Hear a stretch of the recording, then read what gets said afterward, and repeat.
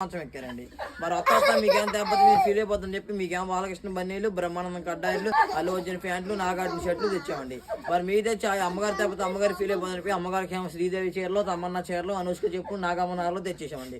మరి మీరు 100 రుణాలు ఇస్తే పక్కన టిఫిన్ చేస్తూ ఉంటామండి. ఈలో పైన హెలికాప్టర్ దింపేద్దండి. మరి మీకులా మేము డాబాలు కడదామంటే మా డాబాలో పైన టాపులు లేవండి, కింద పునాదులు లేవండి. మా డాబాలు ఎప్పుడు గాలి ఎగురుతాయండి. మరి మా డాబాల పైన ఇటుక తిరిగిపోతుందండి, పెంకి అయితే పేరిపోతుందండి, జమ్మ అయితే జారిపోతుందండి, నాపరైతే నలిగిపోతుందండి, పాలరైతే పగిలిపోతుందండి. అందుకని మా కలెక్టర్ గారు మా కోసం భలే కలప కనిపెట్టారండి.